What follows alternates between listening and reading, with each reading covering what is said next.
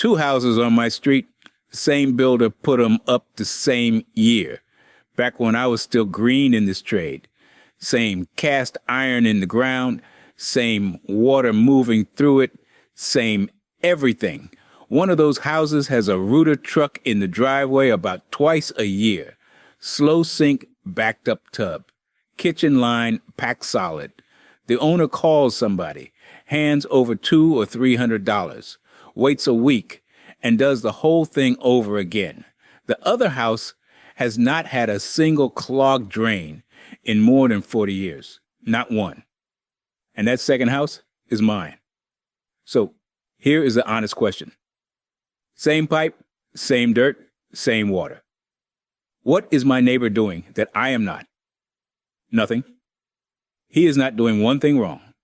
He just never learned the 10 habits that keep a drain clear, and I did because I have spent 45 years pulling other people's clogs out of the ground.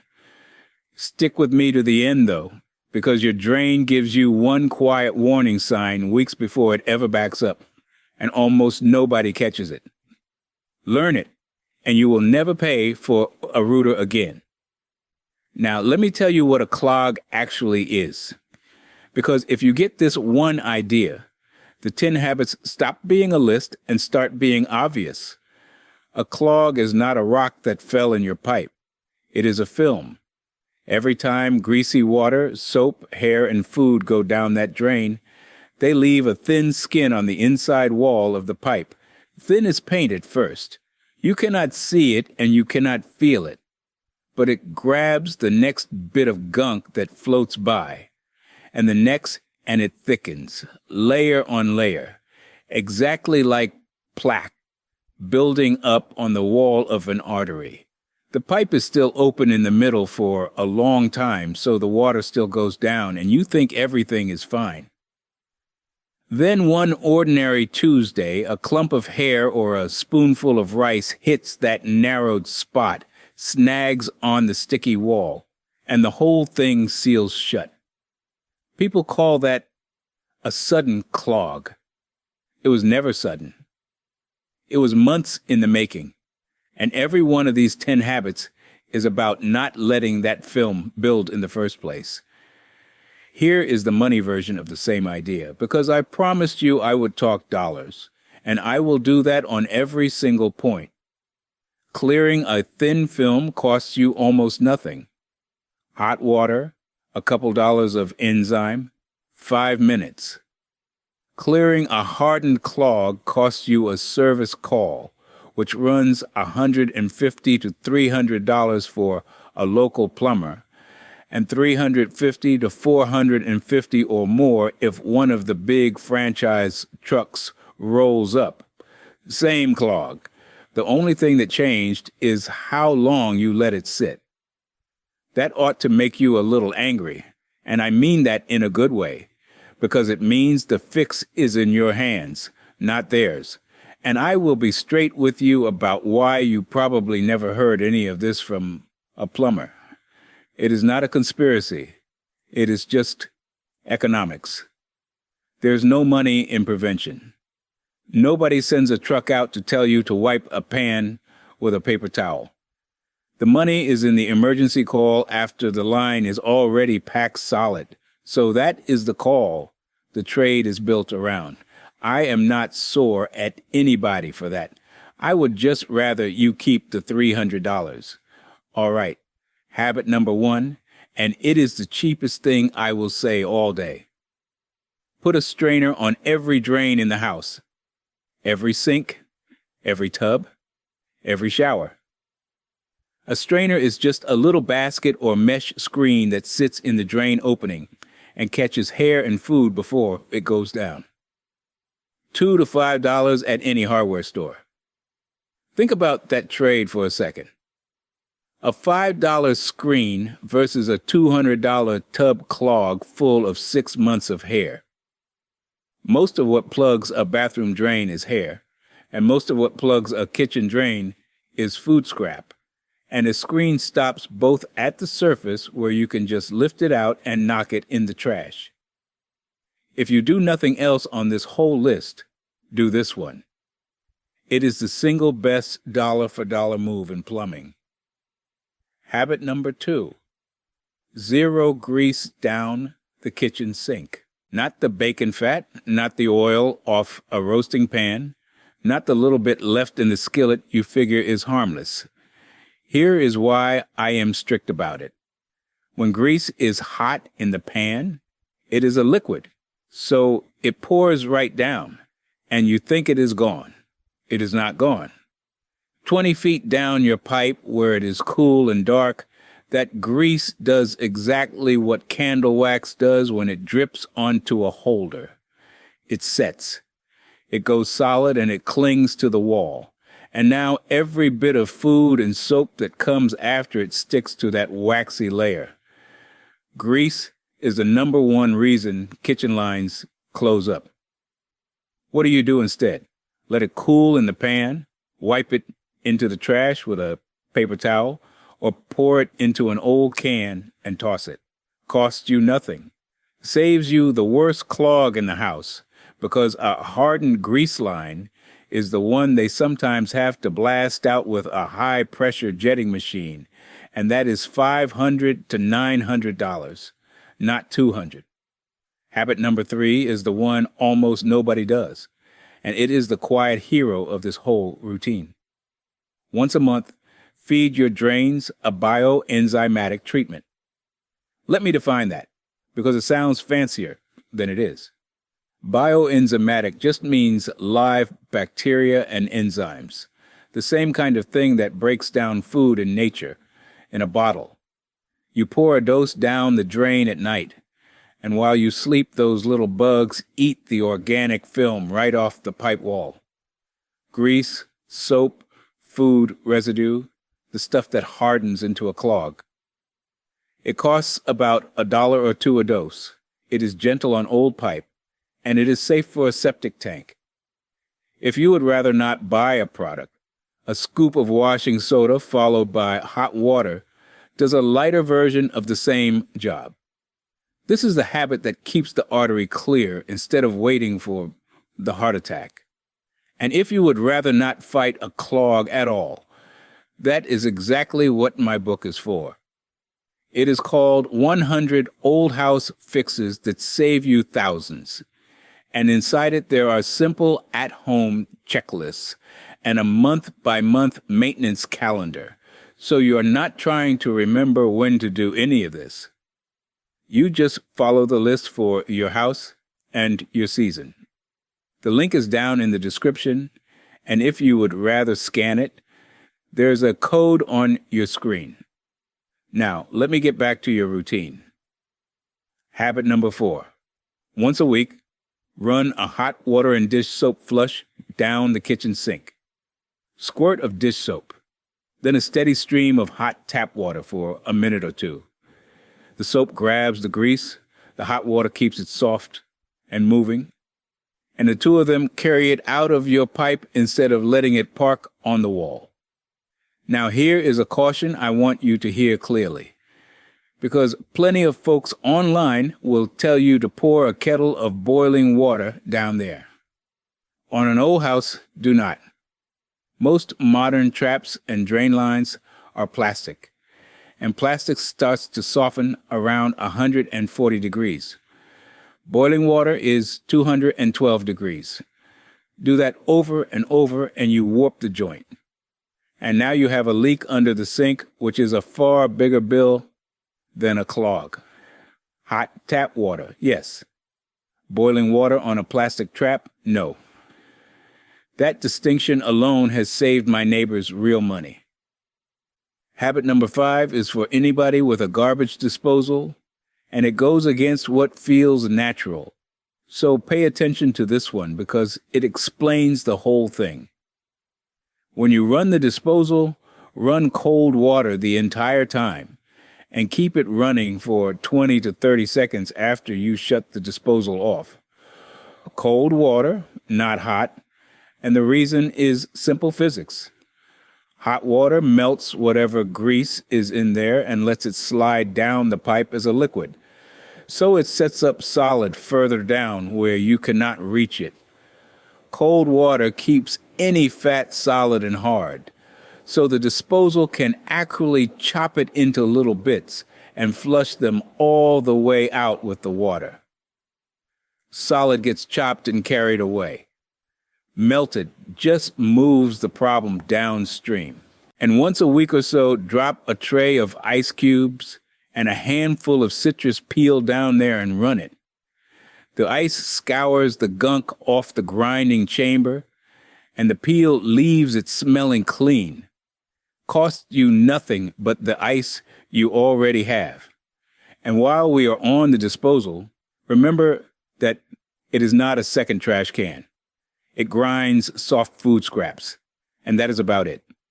Eggshells leave a gritty sand that settles in the trap, and stringy stuff like celery and onion skin wraps around the grinder.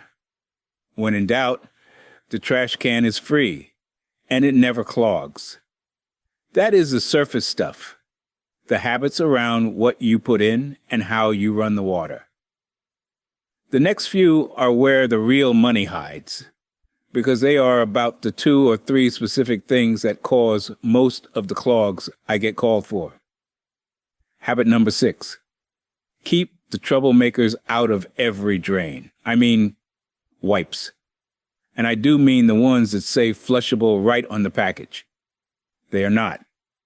They do not break down the way toilet paper does. They stay whole.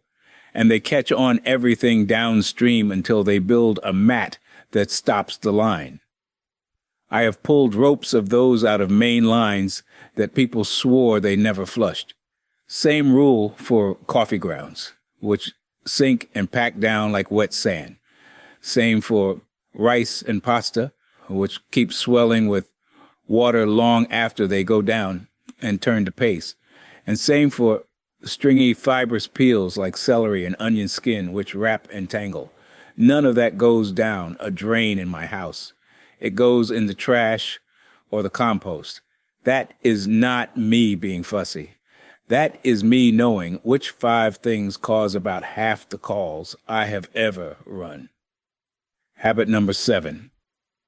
And this is the one that fixes most slow bathroom sinks before they ever become a real clog.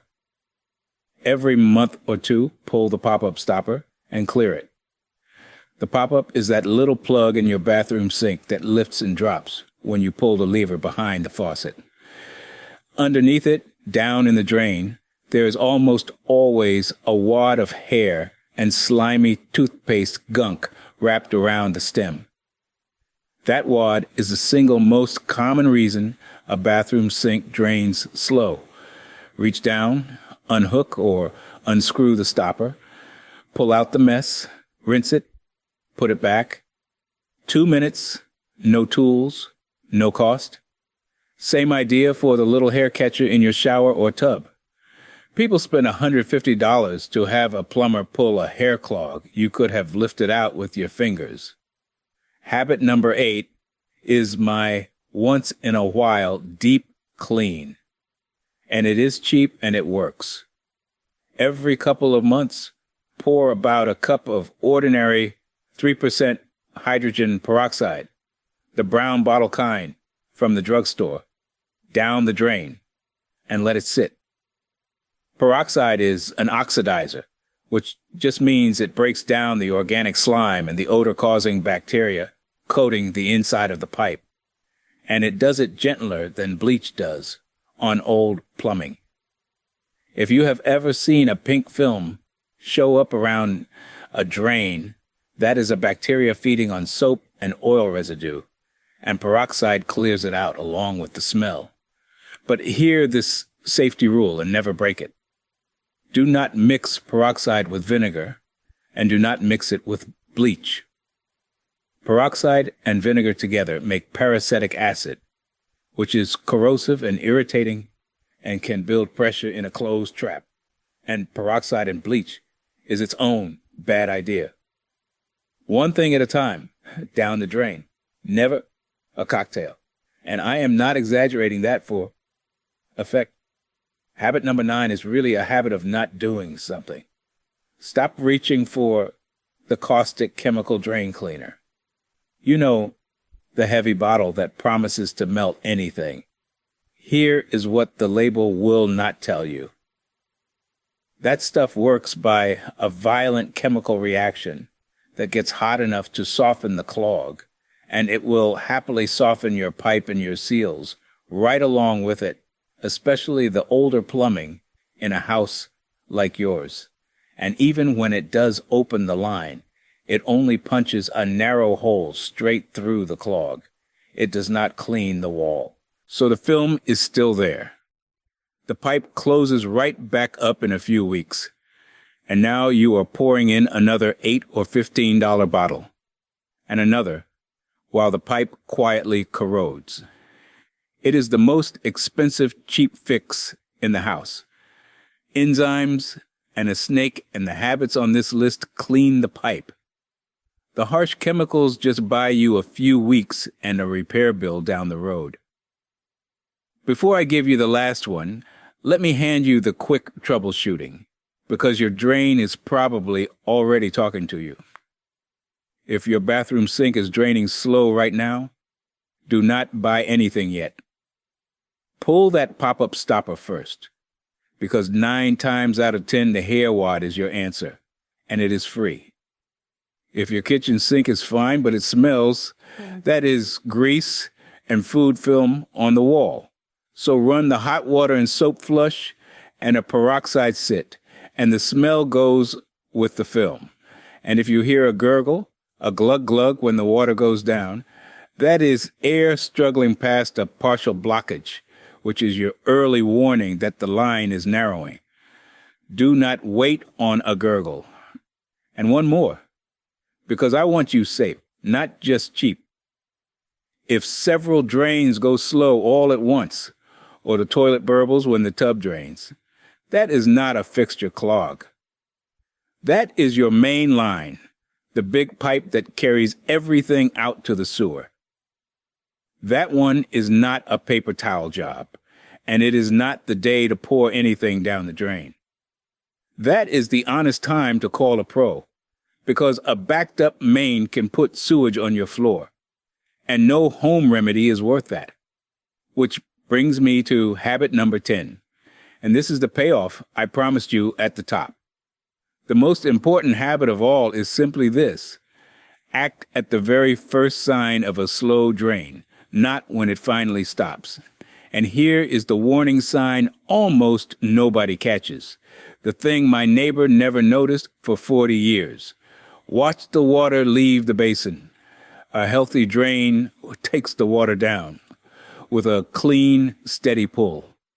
When that film starts to thicken, the water hesitates. It holds at the bottom for just a half second longer than it used to before it goes. And it may swirl a little slower, and you may hear that faint gurgle. That half-second pause is the whole ball game. That is the film narrowing your pipe, weeks or months, before it seals. Catch it right there, and the fix is a hot flush and a dose of enzyme. 5 minutes, a couple of dollars. Ignore it until the water backs up. And that same spot is now a hardened clog and $150 to $300 call or more. The clog is the same clog. The only thing you are really buying with these 10 habits is the difference between catching it early and paying somebody late. So that is the routine that has kept my drains clear since before some of you were born. A screen on every drain. Nothing greasy down the kitchen sink. A monthly enzyme dose. A weekly soap flush. Cold water on the disposal. The troublemakers in the trash. The stopper pulled and cleared. A peroxide deep clean now and then. No harsh chemicals. And your eyes and ears open for that first half-second pause. None of it is hard. None of it is expensive. It is just knowing what the pipe needs and giving it that a little at a time. So you never hand a stranger $300 for a problem you could have wiped out with a paper towel. I still catch myself watching the water leave my own sink every night, 45 years in, out of pure habit. It takes 1 second, and it is a reason a rooter truck has never once pulled into my driveway. Give it a month in your house, and you will start doing it too, without even thinking about it. If this saved you a service call, everything I know is in the book, 100 Old House Fixes that save you thousands. It shows you how to spot a small leak before it wrecks a floor or a cabinet, and how to tell when a plumber's cheap patch is not actually a real fix. The link is in the description, and the code is on your screen. And if you want more old house fixes that keep money in your pocket instead of a contractor's, subscribe to Roger the Pipe Guy, and I will keep them coming. That is it from me. Go check your drains.